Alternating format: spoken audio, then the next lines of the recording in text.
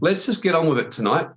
Um, yeah, can't believe what's happening here in Australia. So, yeah, I couldn't. Well, right now, Australia is the laughing stock, well, not the laughing stock, but it's the talk of the world. I mean, Simon Black in his Sovereign Man publication recently, I've had friends messaging me from overseas. Ron DeSantis specifically spoke about us today, and Scott Morrison in a conference about he cannot believe, and he basically said Australia and China are pretty much one and the same. He's the governor of Florida, so yeah, that Australia is not winning any popularity awards at the moment. And Simon Black made a very similar comment about where he said, he actually made something about Australia I hadn't even realised myself. He said Australia Day, he said when you actually think about it, he said is the day that Australia celebrates when it became a prison colony. And he says, so he said basically Australia seems to have gone right back to its roots, which was something I'd been saying for a while. So it's certainly a time to be getting empowered and pushing back and doing it in a smart way and taking proactive, wise steps. That's how I describe this time. So taking action to protect your wealth. So as you all know by now, hopefully, I'm not licensed and I've chosen to be that way, so I can say some of the stuff I'm saying without being given a hard time. So nothing I say constitutes nor should be relied upon as any legal, financial or any other medical advice or whatever else. I may be Dr. Bill, but I'm not Dr. Warren. So don't give up your power to me or anyone for that matter. So it's all about finding and living your own personal empowerment in your own life. So this is what I'm about, empowering people. And that's why I like doing this. It's great to empower people for yourselves and not be having to rely on someone outside yourself constantly. Okay, yep, someone thought someone was trying to call me about the event, but it's okay. So as some of you know, I've got over 30 years experience, and although you've all heard me talk on every topic from spirituality to financial, by and large, my original experience was in tax, finances, and business structuring. That was my original core experience, and still, by and large, is something I know a lot about and keep very up to date upon. So that's why I thought, well, we better go on with this, especially as we have an event coming up on the 23rd of October, a one-day event, which no doubt some of you already subscribed to, but is going to be covering the importance of building your wealth foundation on the rock. In other words, how to protect your wealth at this time. A critical topic. So no doubt it's being threatened. I mean, you've probably seen these slides before, but just a few quick ones, reminders. This is a thing that I think is probably surprising many and didn't completely surprise me, although it's surreal to be seeing it even though I predicted it. It's extraordinary to see how easily and how quickly people are giving up their rights and how little willpower and strength people have to resist constant barrage. And it's like, it just shows me that by and large, we live in a society where people have great difficulty stand up for their beliefs, standing up for what's right. And just about anything that's considered hard is considered a mental health issue. And it's like, God, you don't know mental health issue till you've really been through, trauma and real kind of stuff in your own personal life. So people are giving it up pretty quickly, and you've got to be careful that you have to realize that the beast has got multi-tiered strategies ahead, and the medical coercion is just one of them. Once they start hitting on the financial stuff, that's when it will get 10 times worse if you're not set up, structured, and prepared for these times in every way, shape, and form.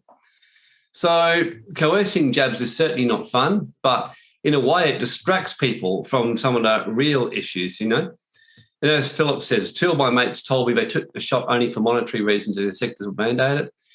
Look, I've had friends who I would regard as pretty awake and switched on, Phil, who just went and got it because they said they couldn't handle the pressure anymore. And they said, well, we've got to take it at some stage, and we may as well just get it done now and, do our bit to make sure, that it can open up and that we can travel again. So I was like, well, what can you say to that, But and these are people who are smart people and who are quite switched on. And I wouldn't say, they're stupid people. They're really not, just stupid in that particular issue. So you've got this kind of stuff going on right now, like in the UK. I'm not sure people have heard, but the UK and some parts of America and some parts of Europe, you're getting food shortages coming in right now, starting to hit in some parts. The big one in the UK is fuel shortages. And it's not because they don't have much fuel. It's because trucks aren't basically getting there and aren't able to move around. So people are very low on fuel right now on things like that. Daniela, will there be a special event or just on just crypto? Kind of, Daniela. In November, there'll be one on cryptos and investments and cash flow. So kind of. Government money grabs, don't steal. This is one of my favourite slides from Ron Paul. Don't steal because the governments basically hate competition. So by and large, I have a very dim view of government, if you haven't already worked it out yet. I see that I'm in a reality, but the reality is we live in a feudal system and have done so for some time.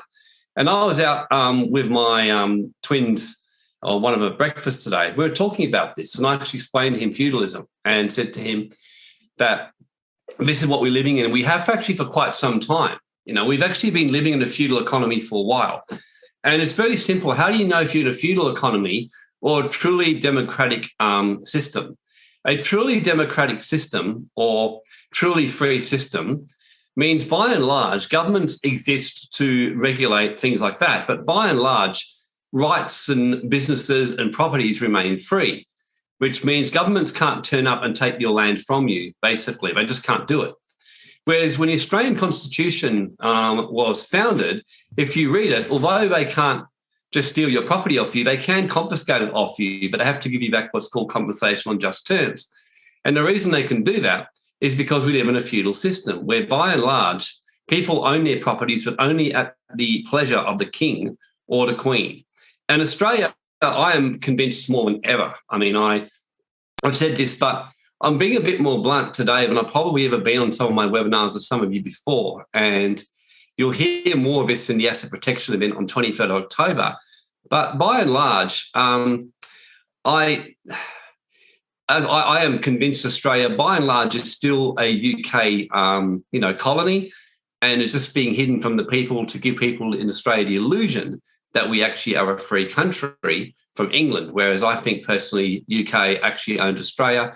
And if you want to hear the biggest tinfoil hat conspiracy theory in the history of the earth, I have a personal little conviction, which I have not shared on a webinar, I don't think, before, but for my study when I was in the underground movement, but US is also owned by England as well and is actually part of the British Empire, due to various things. I'm less convinced on that one, but I found a lot of evidence to suggest that the British Empire that colonised the world and took conquests like the Roman Empire were forced with brutality, which seems to have kind of died off. It hasn't really died off.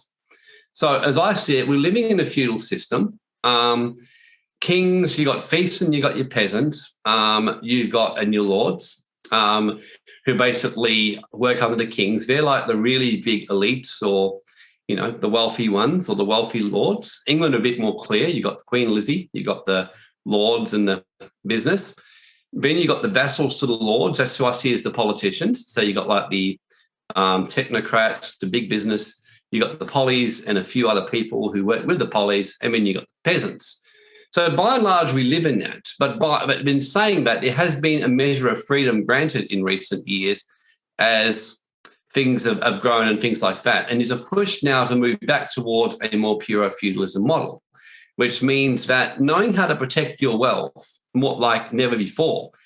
Now, like I said, this is just one of these things that I haven't normally liked to be this blunt on webinars before, because my experience is that people don't like to hear this kind of stuff and then they put their head in the cave, but I don't think there's really any time right now or what's going on to do anything but to say it as it is.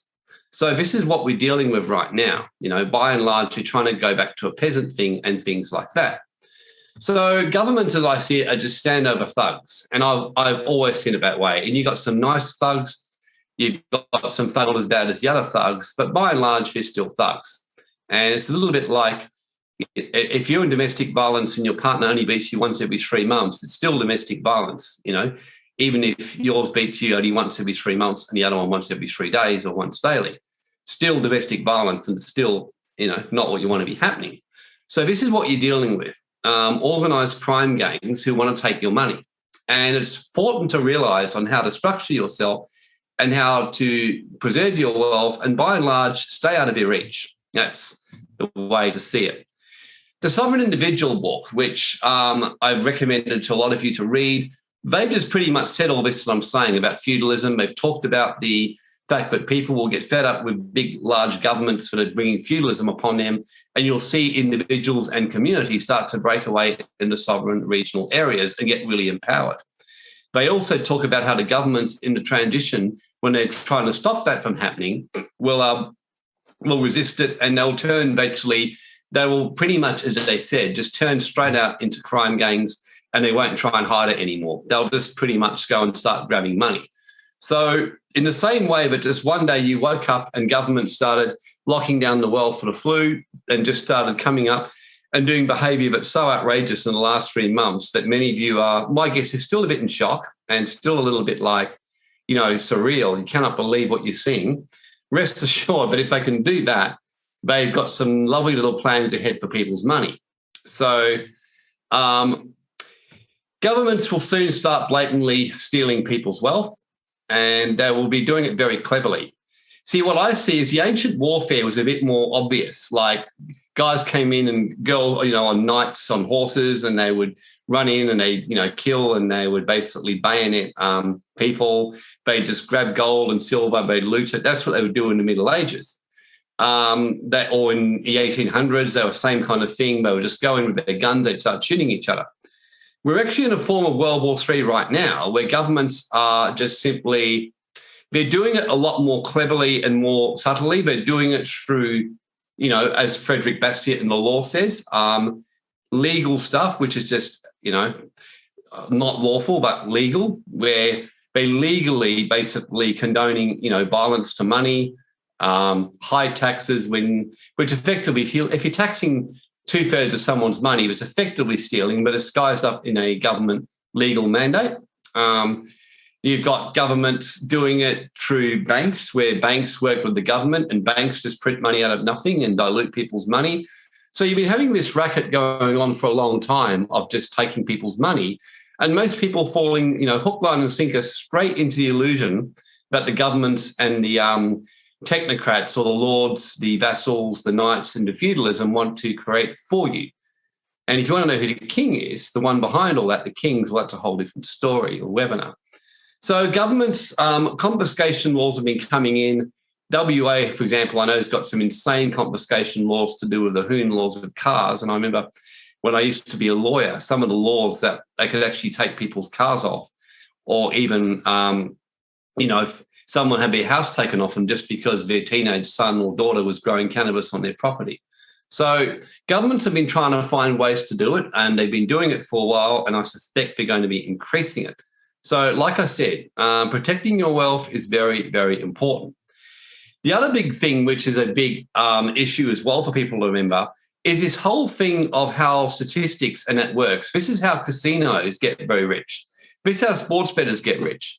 This is how predictive analysts like Jim Rickards, Martin Armstrong was known for his extraordinary ability to predict times, years as to when markets will crash, when things will happen, when governments will do stuff, because it's all based on using predictive analysis, using what's called regression to the mean.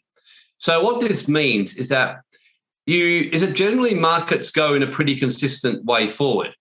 And if it has a deviation that's unexpected, that keeps going, eventually it will come back, just on the law of averages. This is why casinos, for example, they know that if there's suddenly like 2 or 3 wins happening unexpectedly, eventually there'll be a long period with no wins at all. So all they've got to do is not think short term. They've got to have enough funds for payouts to last them, say, over a 5-year period or whatever, and they'll make good profits because they base it on the means. So equally, likewise, when a market or economy continues to go up at an extraordinarily much faster rate than the mean, it's going to have to settle back and average out in the end. And usually it'll go zoom, it'll go well below it for a bit, and then it will kind of come back and settle for a bit. It goes zoom, zoom, then come back and settle for a bit, and so on. So markets have been doing that since time immemorial, and they're still continuing to do that right now. So as an example of what I mean, the price of gold has actually not changed in about 300 years or 500 years. If you go back and look at what gold could buy you 300 years, 500 years ago, it could buy you virtually the same things as it could buy you now. The fact that it's got a completely different dollar value has got nothing to do with it. So gold has, by and large, just always kept the same value. And so when prices of gold go extraordinarily high very quickly, they're going to eventually go back and balance out. And then if they go extraordinarily low, they're going to go back up again. So that's why when anything goes way out of balance, I'm normally quickly going into it in a trading, investing capacity or whatever else. So this is important to realize, because this tells you that as sure as I'm sitting here right now doing this webinar, the market and the economies are going to go back to the mean after a very long time of very consistent high racing gains. And it's at some stage in the next little while. So there's no question we're heading towards an economic collapse and insane market volatility. And this has been the case over and over in history. Most are too stupid to see it and don't really want to see it and start to doubt themselves. But it's definitely coming in various forms. Now, it doesn't mean you'll wake up one day and the stock market will be over, the property market will be over, and the world has ended. If that happens, which you never know, but that's a whole different scenario. That's talking about a apocalypse, nuclear bomb. I'm talking about when you've got high levels of debt and you've got all this stuff going on, and when people, like right now, there was an article yesterday in the paper, which I was showing my son, in Australia, where what's happening is home lending has gone through the roof and banks have gone back to the same dumbness that was happening in 2004, 5 and 6 in America and Australia. So house prices were going absolutely balmy in around those periods, and banks were just literally lending money to anyone. You could just walk in and pretty much anyone could get a loan. And the loans were like for insane amounts where people were literally having to pay half their income in repayments. And eventually the credit policy tightened up, and sure enough, we had the GFC hit because the small mortgage lenders defaulted, and basically people were like, oh shit, and trying to liquidate them all in a hurry. Properties started collapsing as people started to try and frantically get rid of their properties because they couldn't pay their loans, and people were going bankrupt everywhere. And so Australia right now are having insane property prices rise, when really right now what's going on in the world and everything else, the last thing you'd want to be necessarily doing is buying in a big city and going big on that kind of thing lightly in certain cities, but people are doing it at this time. And the prices are shooting up and shooting up and shooting up. And at some stage, it's going to settle. It's going to stop going up. People's expectations it will keep going up. And suddenly people will be left carrying debts, especially which they can't pay, especially as the effects of the shutdowns and COVID starts to hit. So a great reset, and even if we don't have a great reset, and I don't personally think that's a foregone conclusion necessarily with a whole world at the same time, but some kind of reset is inevitable. And certainly the way we're heading, a great reset is on the cards. But some kind of financial reset is absolutely certain in Australia and America, some kind of reset at some stage. If you go back to Germany in 1923, the Germans basically had to reset their whole currency because it went out of control. The same thing happened in Zimbabwe and everywhere like that. So we're definitely heading that way in some form or another. So definitely affecting the ability to generate wealth and financial freedom and stuff like that. So interesting times, challenging times. And as I said the other day to some of my friends, I said, I'm glad I spent my last 20 years being a complete Fruit Loop and being involved in underground movements, preparing for the apocalypse, and spending my whole life studying mystery schools and ancient spiritual laws. And there was a time about a few years ago, I honestly doubted if I'd made the right life choices and thought I hadn't. So definitely these things are. We're moving into an oligarch system at the moment. That's what they're pushing towards, where big techs are reigning, and that's why you're seeing this censorship. It's kind of what's called an improved version of communism. Pure communism in the 70s and 80s in Russia, Poland just didn't work, left the economies in ruin because governments basically couldn't even manage a circus, let alone manage an economy. So what they've learned since then, Vladimir Putin and Russia at the moment has brought in the improved form of communism, as they call it, where they've actually allowed oligarchs or super wealthy people who are very, very good at business to step up and be the leaders in particular things, provided they're going along and doing what their government tells them. And Australia and US seem to be pushing towards the same, like Facebook, Twitter, YouTube, and all these people are just basically really just the oligarchs of the Western world, where they're setting up the social media system. My guess is Zoom is probably in there somewhere as well. And they are by and large not rocking the boat too much. And some of them are blatantly censoring. And by blatantly censoring people, they're able to do their kind of stuff and effectively work for whatever's going on. So protecting your wealth, and look, like you said, many of you know I like to go very proactive. Like I get really annoyed because what I call smart negativity and is what's called stupid negativity. Like, yes, I am being a bit negative right now, but this is just real facts. You know, these are just facts that you're dealing with. They're not facts where you just freak out and go, oh my God, the world's fallen apart. No. These times have great opportunity. If you protect your wealth and look after it and follow what I'm teaching you and what I teach you in the one-day event coming up, you will, once you've got your wealth secure so you can sleep well at night, then you'll start to see extraordinary opportunities, and you may end up being one of these people who can move into something similar to this and be people who instrument some change. Because in times like the Magna Carta came about because wealthy technocrats and oligarch equivalents got really pissed off with King John and forced him to basically do things properly. So if you get enough people step up and become oligarchs who are actually not idiots and not kind of going along the norm, you could actually see, although there'll be some kind of order coming in, you could see a lot of that, the worst impact of it significantly mitigated and possibly even reversed eventually. So, but just realize that that's what's called good negativity. Stupid negativity, I can remember on Facebook, just a number of people in West Australia where I live going, oh, you wait, after the grand final, there'll be lockdowns. And honestly, I just want to message on and just go, you guys are just the absolute stupid idiots in the world. And I think on yesterday's post when people were doing it, I even actually wrote up and said, it sounds like everyone wants to have a lockdown because you all like the drama to basically give you something to distract you from your very empty, anxious living lives. And I didn't get much response to that one, but people were going nuts because there was a potential case yesterday. And I said, well, I'm sure we'll be fine. And we were. So, yeah, this is what we're dealing with. So you've just got to be able to get yourself away from the drama and distractions and get focused on what's the real issues of what's important. This is a real issue, this one. That's why I'm hitting pretty hard on this. This is a real issue. Actually, governments being able to wake up one day and you had your money taken off you, that's a problem. That is a problem.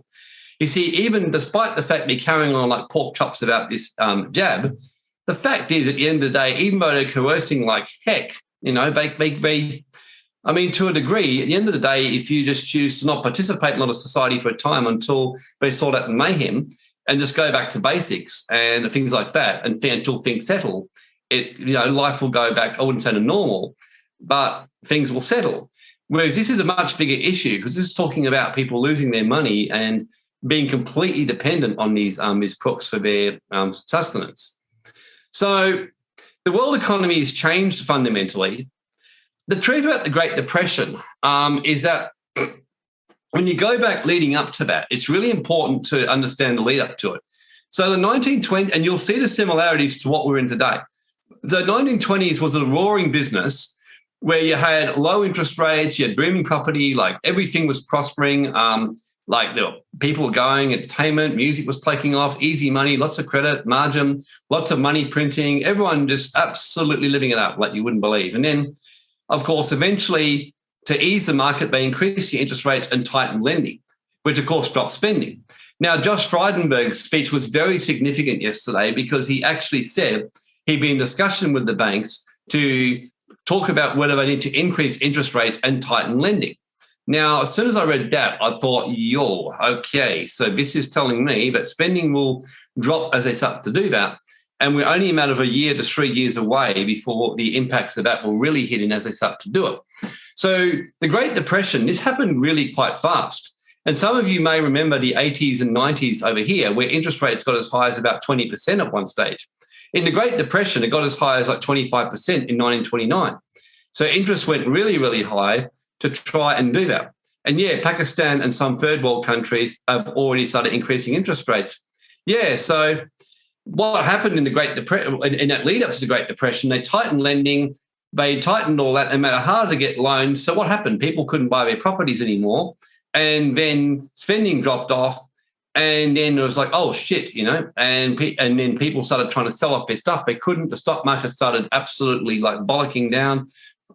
There was a big crash in October 1929. And over the next 3 years, by 1932, there was a full-on depression, full-on Great Depression. And it was just like crazy times. So we're right now in something around the late part of this, early part of this. I'd say we're around here now. So we're starting to move that way, which means we're only a matter of time before this whole thing buckets downwards. So as I mentioned, sovereignty is where you govern yourself and you don't let some bozos basically tell you what to do outside yourself.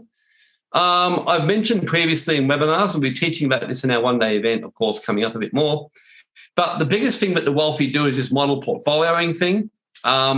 It still amazes me. Almost every client who comes to me, they don't have anything remotely resembling this. They generally have, lots of properties, like most of their money in property, or they have lots of cryptos, or they have lots of cash, or lots of gold, or lots of stocks. But really, a smart business owner, investor has a balanced portfolio. They have a little bit of everything. And I mean, if you look at Gates, Buffett and these guys, I mean, Gates is a particularly pleasant doctor, and Soros and Buffett and that are up to some other crap, as we know. But as investors and as, financial managers, they're first class, and all of them follow this portfolio model. Like Gates has got about 30% of his money in cash and bonds alone, just to give you an idea. Buffett is very similar, which always surprises people because people assume Buffett's got all his money in stocks, which is not actually true. He's got a lot in stocks, but he's got a lot in bonds and cash. He's got some private investments and he has some precious metals. And he's even got some crypto now, from what I understand. So these are the kind of things that we'll be teaching at that event and also in the November event about really, really protecting your wealth, looking at things like tax residency, leaving a legacy, and really knowing how to store your wealth and knowing how to take care of your wealth and knowing how to protect your wealth really, really successfully so that you don't basically have someone wandering up and being able to snaffle your money from you. So, So will the markets crash? Well, you can never tell an exact time and date unless you're Martin Armstrong or Guru, but the likely outcome, generally pretty consistently, and what the investment analysts I'm following, and they've been saying it pretty accurately, I see right now we're in a melt-up, and the melt-up just means where the markets are going up irrationally, and just about every major investment analyst says we're in a melt-up, which means it's going up irrationally. So it's going up a lot more than the mean, and it seems to keep going and going and going. In all likelihood, melt-ups normally then do what's called a steep rise. So it's going up like faster than normal, like it'll go right up really quickly. So it's really, the elites use Martin Armstrong. In fact, from what I understand, game guys, elite use Martin Armstrong. Yeah, he actually went to prison because they were so impressed with his technology. They tried to basically get him to sell it to, and he wouldn't do it. So they framed him and arrested him, and he's in jail for quite some time. So you can read about the story, but he was so good at predicting things with his technology and software. And keep in mind that just about anything can be predicted quite accurately once you understand how to do that. So, divorce insurers can predict whether a relationship or marriage will last up to about 98% accuracy. Predictive technology works very, very well when you know how to do it. So the likely outcome is a melt-up followed by turbulence and volatility, where it'll kind of be zoom, zoom, zoom, and then what's called a meltdown. The investment analysts like Porter Stainsbury, who I follow closely, were convinced we'd see a meltdown this year. They've now changed and we're less sure now. I reckon there'll be some time in the next 3 years myself. I think this year's I'm not as convinced it will happen this year yet, but we'll see. And once the market starts to really go down, you start to see chaos and people freaking out and money collapsing and businesses collapsing everywhere and bankruptcies everywhere and governments calling out that, we've all got to help everyone out and people crying out for government assistance and running up and all that. Then you'll start hearing a bigger call for debt forgiveness and universal basic income. That's been the new thing where you got AOC, Alexandria Ocasio-Cortez, You've got Kamala Harris, who's Joe Biden's vice president, who's a big believer in universal basic income. She's made it very clear that's what she wants to see happen. And, of course, if people are getting a universal basic income for doing nothing, then someone's got to actually pay for it. So that can only be brought about by an eventual currency reset and debt forgiveness. And I'm sure you could all imagine ScoMo getting up with a smile and saying, this is Team Australia, we're all in this together. And, except us, obviously, but we're all in this together, and we've got to reset currencies, and we've got to do this shit, and we've got to give universal income so no one can miss out, and make sure that everyone's income, except the politicians, gets dropped quite significantly. And then from that point on, freedom, rights at the king's pleasure. And yeah, Holly, universal basic income brings equality, all equally in poverty. Yeah, pretty much. Basically, it's to make sure all the peasants all get their bread and their food, and then provided they get inoculated and go down and get their little digital pass and, get their anal swabs, they'll be okay. So in other words, whatever the kings and the lords decide to do to the peasants. So, so that's what they're talking about. I actually put in this thing from Jim Rickards. He's a very, very good economic analyst, and he distinguishes between a financial crisis and an economic crisis. So a financial crisis originates in the banking system but can spread to the broad economy. In other words, the 87 or 2007 stock market crashed significantly, but that was just more because the markets were bloated, and it didn't actually end up with any major recession or anything like that. By contrast, the 2007 GFC, although it started as a financial crisis, that did actually end up in a recession. An economic crisis is a real economic problem, which can also spread to the banking system and the stock markets. So, as an example of that, is that Jim Rickards believes that the current situation is more akin to an economic crisis, which is more serious. Because an economic crisis means that basically there's a real problem, like businesses really genuinely going broke. There's a breakdown of the money system and things like that. So he says it's been an economic one, because he said an economic crisis, you'll also see unemployment, you see the economy limping, but the banking system is held up. He said the worst recession since the Great Depression, but no financial panic, but we're not out of the woods. In fact, far from it, as he says. So he said the chief economist of the World Bank and former Harvard professor Kleiman Reinhardt suggests a financial crisis may be on the horizon if the pandemic and recession are not over soon, as household and business budgets get overwhelmed. Her point is the longer the recession goes on, the more bankruptcies will pile up and the more credit losses will fall on the banks. At some point, the economic crisis morphs into a financial crisis as stress builds on the bank balance sheets and all bets are off. It's too soon to come out of the foxhole. The worst is likely still ahead. And Australia is in a very weird position because on the face of it, we're in an absolute boom right now this year. And I think that's partly for a couple of reasons. I think, number one, by being locked down and people not being able to travel, people have been doing all their spending in Australia. There's been more regional tourism happening. People have got nothing to do as much when they're locked down, so they actually tend to save more money, what they've got. And they start spending their money online and things like that. You've got people craving for property for security, so things like that. People crave security when they're in fear. So there's many, many reasons. And plus, of course, they did quantitative easing, which means they printed money out of their assets to basically cover this situation and get Australia through. And the other thing is, I'm a big believer, as you know, I smashed the government pretty hard today, but I'm a big believer in credit where credit's due. Plus, Scott Morrison, even though he's a horrendous, pandemic manager and all over the place, as an economic manager and treasurer, he's first class and very, very good. And that was the main thing he used to do when he was previously. He was the basically the treasurer of the Turnbull government, and he's actually very good. I think on the economics, I have to give it to him. I think he's done a darn good job, and I think Australia would have a lot of problems if he was replaced and Albanese would get in. I think you would see us descend into socialism and financial chaos very, very fast. That's my prediction.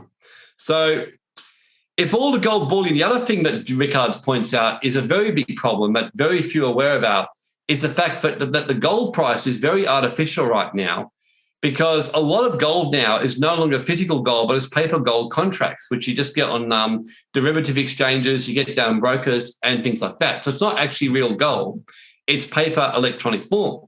So he said, you've got to actually find out what's really going on in the world with the gold, because like gold is going down right now. The price went up and is going down. It doesn't seem to be doing an awful lot. But he said, you've actually got to look at what's really going on, because he said the paper electronic pricing doesn't reflect them. You talk to coin and bullion dealers, the Perth Mint, now you just can't get physical gold anymore. I've got a client who's a coin dealer in Brisbane. He literally now doesn't take on new clients. He doesn't hardly have any coins. And when he does, they get snaffled up quickly by his existing clients. So there's not enough physical gold to be able to meet demand right now. And the thing that's stopping the price going absolutely bonkers is the plain and simple fact that the gold, the electronic artificial. So it's just a product of this fractional reserve banking where gold, gold futures are just being created with no backing by physical gold. And all these little cons and ruses and things like that will be exposed when suddenly the physical gold buying panic hits and paper traders scramble to get their hands on physical gold. They just won't be able to get it. So he's predicting that the crash will also see, as well as the pension fund crash, as Kiyosaki's predicted, there's going to be a big problem hit the gold market. So in other words, the shit will really hit the fan. Like when this thing happens, it'll be like, the pandemic on steroids. I mean, things will just go nuts. And it's hard to quite imagine what it could be like. And I like I said, I'm more interested in getting myself very, very well protected with my wealth. That's what I've done because of that reason. So I like what Jim Rickards also wrote a big section on free speech, and I've summarised it a bit. I quoted Churchill, who said, everyone is in favour of free speech, but many people I believe that they're free to say what they like, but if anyone says anything else back, that is an outrage. So, provided that you say that, hey, I think that the CDC is very good, and I think that, getting this whole thing is a really good idea. And even I was even watching the IPL, Indian Premier League, the other night, and I couldn't believe it. Like I was just having a chuckle because like the cricketers and few others all getting up one by one and saying, "This is our way through." Get your thing, and they were just all saying that. And now in the United Arab Emirates, people who've been needled can wander in and watch the game and things like that. So. Yeah, gold has been slow in gains. That's just because it's so manipulated. But I have a feeling once this thing gets exposed, gold will just jump like you would not believe. So, they would just manipulate that and, manipulate gold and silver and paper money like you wouldn't believe. The example Rickards gives, of course, was, Trump supporters as well, Trump supporters were absolutely, hammered or whatever else. And he said, and basically being hunted right now by the left over in America. So he said, all this kind of stuff does not bode well when it's happening. He said, because once you start getting people's rights taken off them and they're not able to speak out against these things, inevitably it starts to affect the country's prosperity, way of life, and everything like that. So problems lying ahead. We are living in an entitled society where basically people want shit done for them and living in a desire for this. So unfortunately, as Bill Bonner in his Hormageddon book and his other one says, he's a great economist, Bonner says that he said that basically we're living in what he calls a zombie apocalypse. He said zombies are entities that just feed off living things. So he said you have a lot of like people like politicians, banks, and self-entitled individuals who are actually, feeding off, this kind of stuff. So what they're actually doing is feeding off the living people, the businesses who are really making genuine money, and the individuals who really are the legitimate contributions. So things like that. So that's basically what Bill Bonner says. So the sovereign individual versus the welfare state. A sovereign individual doesn't do that. And I mean, my observation is so many people who say, I'm a sovereign individual, and then the next breath, they're running around taking government handouts. Now, sometimes, so if you're going to be sovereign, you really, really do need to learn to be able to become self-sufficient. And basically, a caterpillar does not become a butterfly by being cushioned in. If you go and break its cocoon, it will never become one. It gets there through really struggling its way in, and it's the struggle and the fight that actually helps the caterpillar become the butterfly.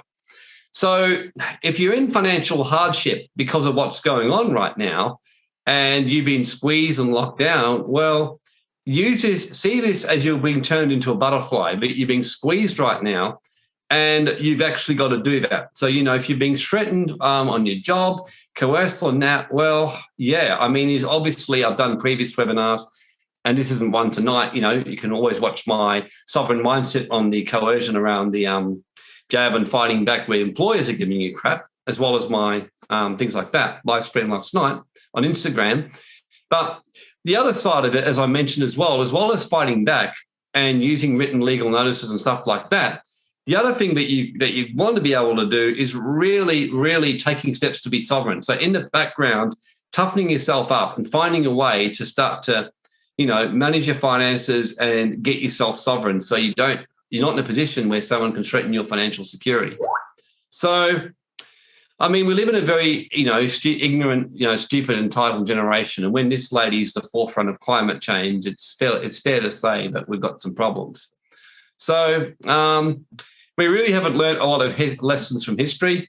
And hence, that because of that, we're making the same mistakes. And if every single time that an economy or government has done certain things or certain results happen, you can rest assured the same thing's going to happen again. So quantitative easing has been the big thing, and if Labor get in next year, they'll definitely be doing a lot more of that. Quantitative easing they're doing now, it's where they print money, and just to explain what I mean by printing money, they, in simple terms, they wander down to the international monitor, to the Reserve Bank, who in Australia, who in turn goes to the International Monetary Fund in Europe and says, "Hey guys, we need $1 billion fast, or $500 million," and the Reserve Bank goes, "Okay, what for?" And they say, "Yeah, well, we've got to obviously pay out. We're going to give money to these people and money to these businesses." And they go, "Oh, okay." So they say, "What we'll do then is we'll give you a bond, and then we'll buy the bond off you." And they go, "Okay." So they've been given the money, but now the bond means that the government now owes $500 million to the Federal Reserve Bank. The Federal Reserve Bank in turn goes to the International Monetary Fund and borrows indirectly from them. And that's effectively how they control Australia through Europe. So it appears to not be controlled by Europe, but when the International Monetary Fund, as it says in the Holy Bible, it says the borrower is servant to the lender.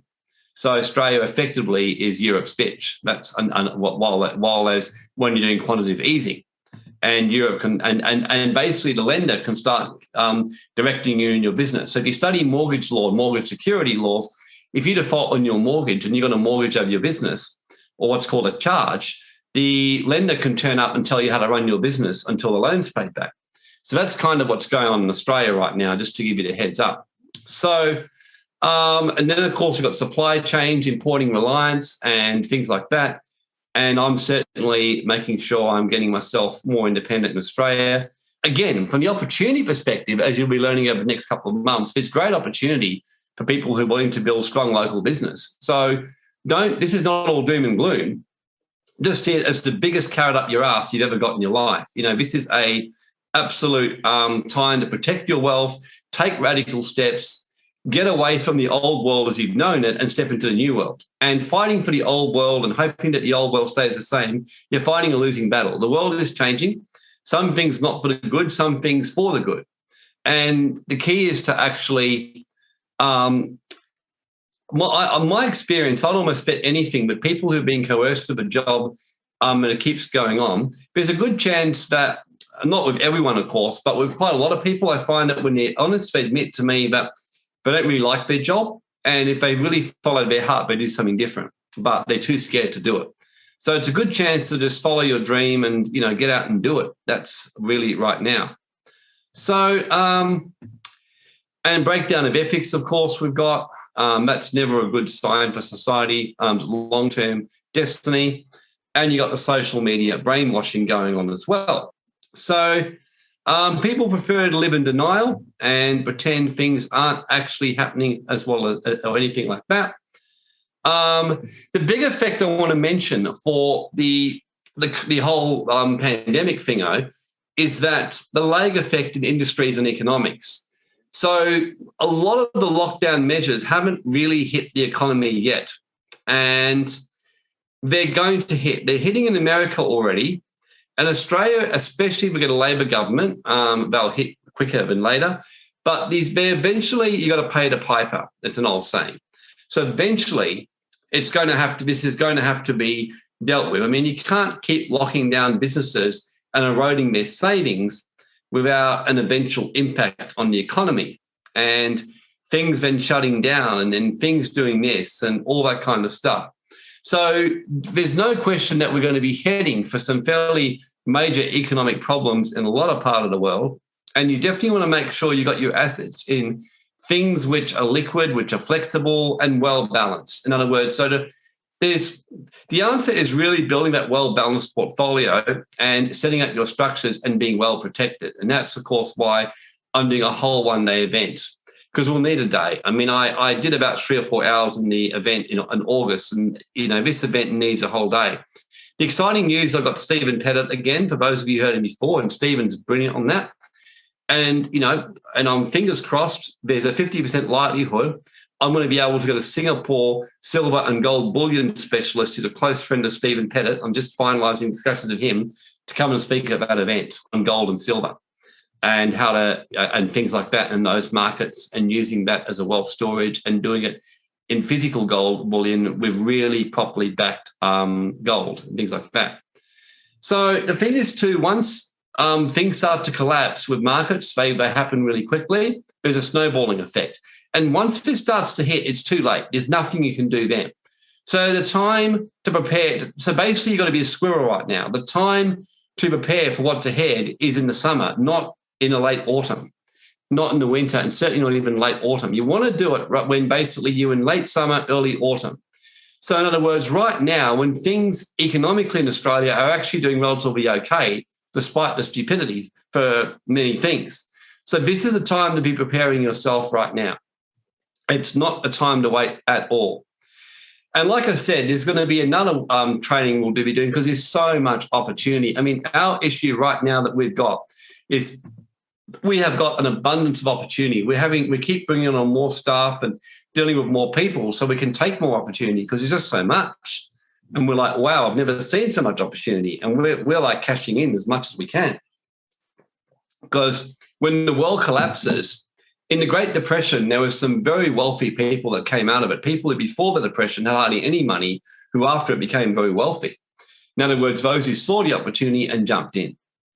So exciting times as well. But the key and the lesson for the day is that sovereignty in all areas of life is without doubt more important than ever before at any other time for you. So the other thing I'll mention on this one here, although this is technically not a wealth protection quadrant, it really is, because generally if you really want to protect your money and protect your wealth, if you have a job over this side of the quadrant, as many of you are finding, you're really vulnerable. If you get some dick employer who wants to basically force this on you, although you can stand up and fight, and it's good if you do, I think it's great if you do. In fact, I'd encourage you to do that and write back and push back. It does also leave you vulnerable, whereas you really want to be in a position where if you're working in a job, you're doing it by choice because you love your job. And you know that as soon as they're stupid about it, you can give them the finger and you can leave, or you can stay and push back for the sake of the other people in the workplace, knowing that financially it doesn't bother if you get fired or not. So my mum, I remember years ago, because my dad was on a very, very good income, and my mum always knew she could get another job. She was in a job with a dick boss, and she literally just pushed back. And she decided to stay on there because she could see many women getting workplace bullied, and she thought someone's got to stand up for these women. So my mum decided to do it. So she really pushed back and got given a really hard time. But she ended up forcing change in that workplace. But she was doing it from a place of power, not from a place of fear or whatever else. So sovereignty will benefit you even if you love your job. And you say to me, Warren, yeah, I know what you're saying, but I love my job. I love being a nurse. I love being, whatever I'm doing. Well, you can still keep doing your job for the love of it, but wouldn't it be better if you've got your wealth protected, you've got some income coming in, you found ways to generate income from other sources, and you've got your wealth so well protected, you're going, you know what, I'm going to stay here because I love my job. I'm going to push back. If you're not going to fire me easily, you'll be doing it more from a place of power rather than a place of absolute fear and terror. But you're going to wake up without a job and you're going to not be able to pay your mortgage, and you're not going to be able to pay your kids' school fees and childcare or whatever else goes on in their head. And I can remember one of the most important things about wealth protection is protecting your headspace. And a very high net worth friend once told me, everyone's got a pigeon on their shoulder, but it's chirping in your ear. So he said, you got to decide what you want, the pigeon or basically the dove. The dove that's speaking prosperity, wealth, or the pigeon, but it's basically giving you shit. So that pigeon going to you, oh, you're not going to be able to pay your this, you can't pay that, you can't do that. You just give the pigeon a flick and get rid of it. So, yeah, so part of protecting it is also taking radical steps to do that and shore up your income and things like that. So in summary, we live in a feudalist system run by criminals. We're fast heading into a three-tier system. All must regress to the mean, indicating an economic pullback is inevitable. If you're not ready, you'll be wiped out or hurt. The collapse won't affect everyone equally. So there's early signs of trouble from all kinds of stuff in the UK and shortages and other kinds of stuff. The full impact of 2020 and 21 hasn't hit yet. We'll start to see it play out in Australia. When governments try fair play, everyone's wealth, free speech and lifestyle is at risk. Protecting and taking defensive action to your wealth is critical, as well as really repositioning yourself. And, of course, very importantly, the last and final thing, as I mentioned already, is there's going to be far more opportunity than ever before. And that's what we're dealing with right now. Okay, so I'm very pleased. I've actually done this I did it in 55 minutes. My team will be very impressed. Questions? Yes, I'm on the one-day event. We haven't got the link just yet. It'll be released on Friday, but just stay tuned on your emails and on the Telegram groups and Facebook groups. We'll be launching the event on Friday. Some people have already paid for it previously because, of course, they bought the bundle package. And those of you in the bundle package, you'll be, honoured in what you paid at the time and all that. So, or you already booked in other words. So, let's look at these questions. So, is it okay to buy paper gold? Well, what I was saying, Melinda, was that paper gold, the whole problem is that paper gold, if it's not backed by real gold, it's no different to buying a fictitious stock. So that's speculating, that's not investing. And it can make money from doing it, but that's different to investing and protecting wealth. That's just speculating. So if you're being threatened with your registration, you file a quit. Well, I think I've answered that one already. What are your thoughts, rollover effect on the West, on China, banning crypto transactions and associated investing? Well, it's affected the markets temporarily, but yeah, I mean, cryptos, I don't see in their current form, unless they change the knowledge significantly, having long-term, really being long-term adopted. Some of them will be adopted into other things like digital passports or digital things or digital document tracking and that. But as a currency, cryptos so far are nowhere near up to it. It will affect it short term, but I'm not really fussed by that. Crypto was due for a correction on every chart analysis anyway. So that's all I saw from that one. Eleanor, time to break out from the current matrix and bring human sovereignty. Couldn't agree more. Philip, how do I join the Telegram group? Maybe my team, hopefully who's listening, can give the link to that one. Robert, if you hold allocated gold at the Perth Mint, you consider it's better to get it delivered. I think what you're saying is get it delivered to you in person. That's a whole different question. There's pros and cons to that. I'm a big believer in that unless you're particularly trust who you're doing, like it's a particularly good vault or the people or whatever else, then vaults can be great places to hold gold, but of course, it all comes down to how crazy the government goes, and if they start seizing gold from the mint, that's that's a fairly far stretch, but it's not impossible. Vic, what if you're coming from a low-based income and assets? How can this be used to benefit you? Well, you just got to start with what you've got, don't you, Vic? So I suggest you start changing that pretty fast and finding a way to get your income and assets up, is what I'd be saying on that one. Derek, what's the possibility of gold, silver confiscation Australia? Well, depends who you ask, Derek. I mean, some would say, yeah, look, I think nothing's impossible in what's coming. I mean, if the apocalypse completely breaks in and they do what they did in 1933, where Franklin Delano Roosevelt just seized everyone's gold in America, nothing's impossible. And I mean, I think Australia, with their behaviour in this whole last 2 years, I'm sure they'll probably make an attempt to grab people's gold and silver. That's my personal opinion. I know I've got quite a few friends who disagree with me, but I just think that Australia has great joy out of just stealing, and most people just sit there and take it up the ass. They don't really, that's been Australia's tendency. So unless Australia gets a very strong pushback and out of this whole thing, there's every chance that could happen. So, I mean, other countries less likely. I think Australia is actually a real risk of it myself for that reason. We just take stuff that other places don't take.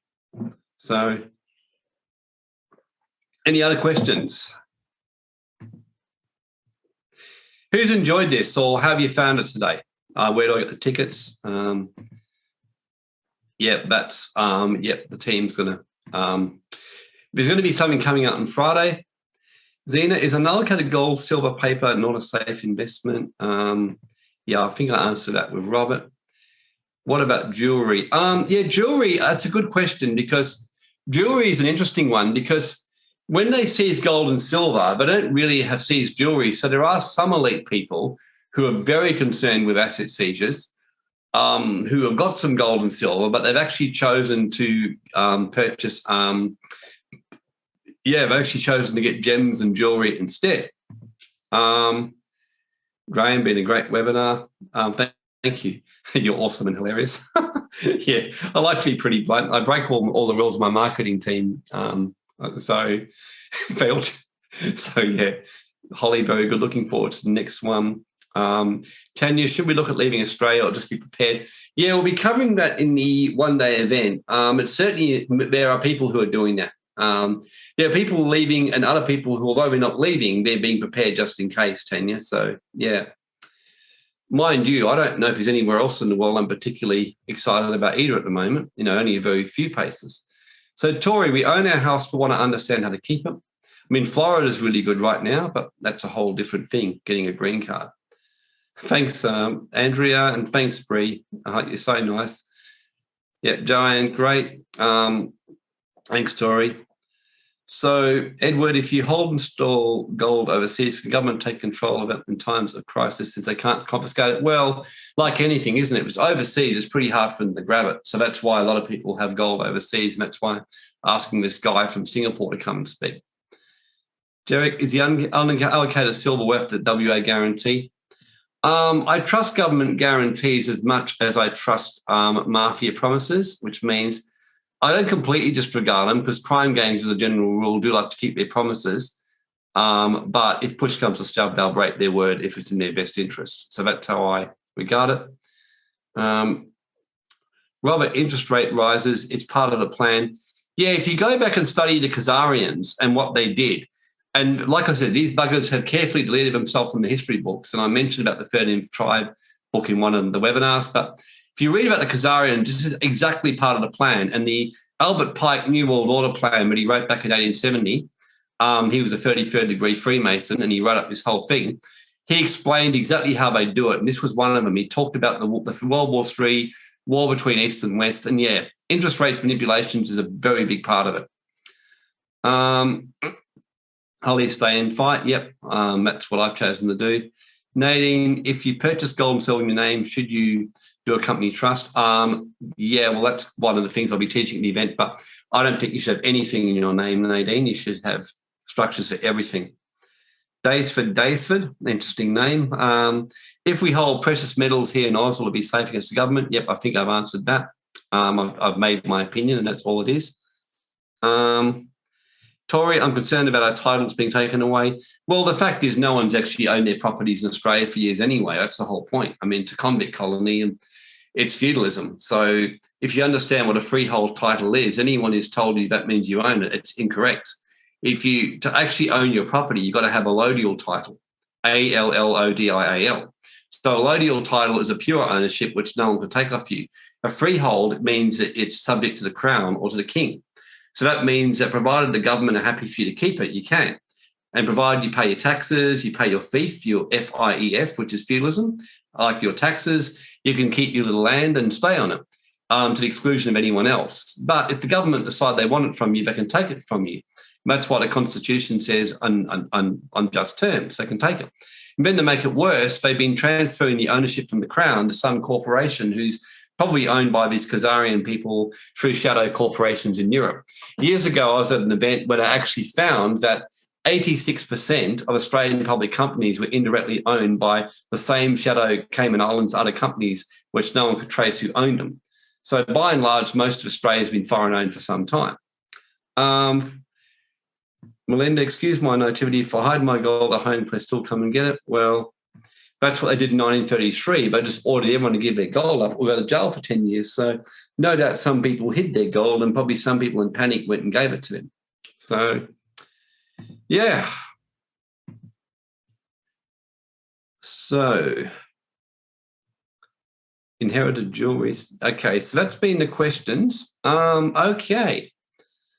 So are there any allodial title in Australia? I don't know, Joey. I know that in Sark, in the island of Sark, in the Channel Islands, and some Caribbean, and some places you can get it. Australia, I don't know of any. I think there's a very tiny proportion of certain rural properties that are allodial, but they're very rare, like very, very rare. So, yeah. By the way, who's shocked with that? Who's just learned something about the allodial title as compared to freehold? Andrea? Yeah, a few people.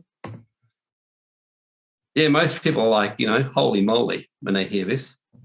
So,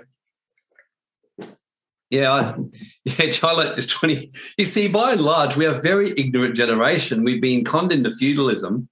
And, so what's the point in paying off our homes? Well, the whole mortgage system, it comes from the Sheetar, okay? And I'll be talking about this in the one-day event. And I'll put it in the chat, the Sheetar. It's an original Khazarian lending tactic designed to keep people in slavery. So the Sheetar means that a mortgage, you actually read your mortgage documents. They don't really lend you anything. They just print money as a computer entry and give it to you. So, yeah, there's a whole heap of stuff around that. The depths of deception of this matrix is absolutely like, whoa, So by and large, when people find out the truth over the next few years, people are going to be in shock. They really are. And when I first found out all this, I was in holy moly, I couldn't believe it. And so, look, a lot of things are very illusory in what we're living in.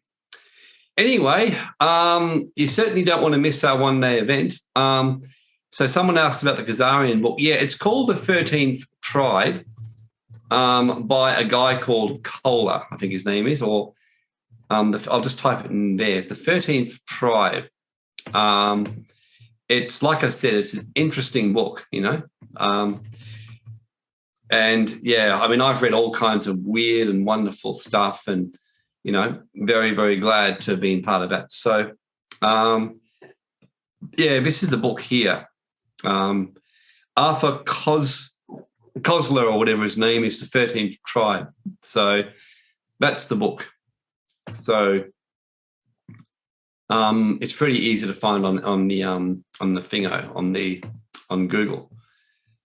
So is the transcript going to be available? No transcript, but there'll be a recording, I think. Coming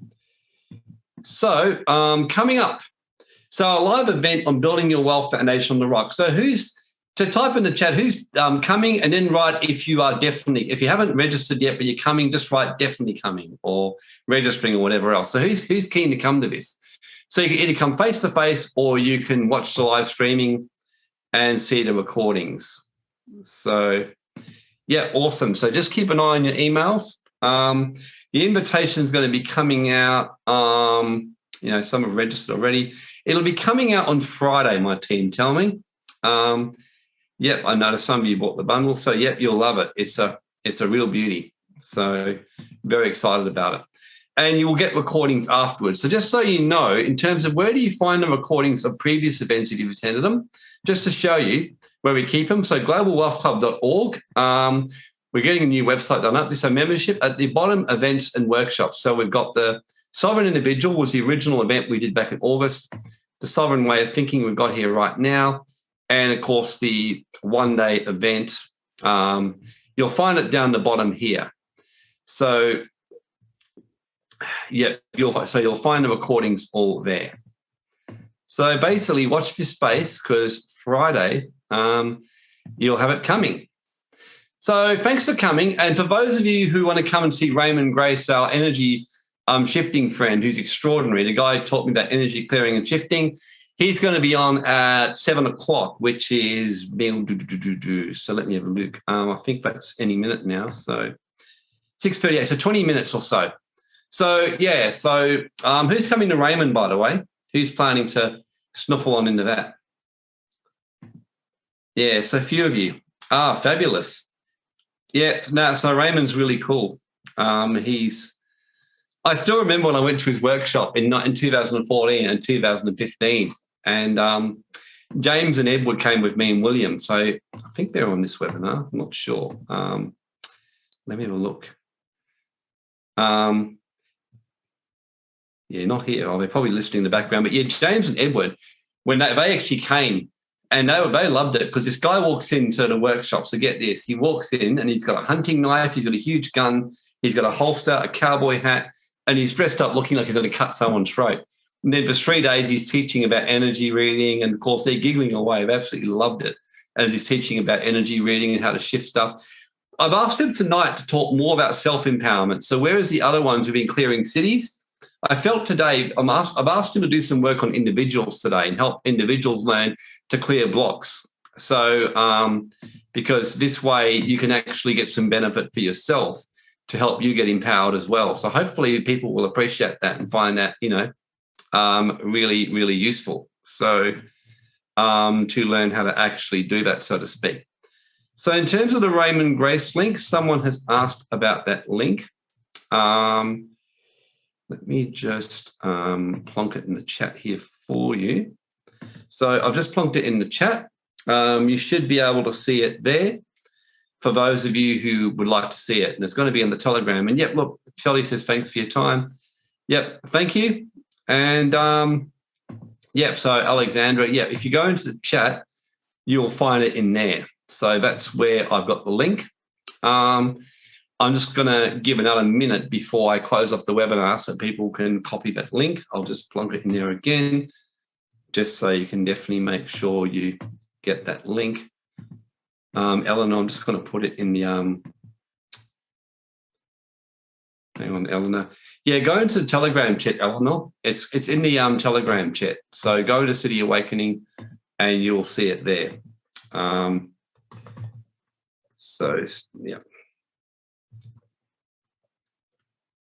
Yep, so it's in the Telegram chat. So awesome, everyone. So thank you very, very much, Lee. And look forward to seeing all of you at that live event and having fun. And I will see you all there.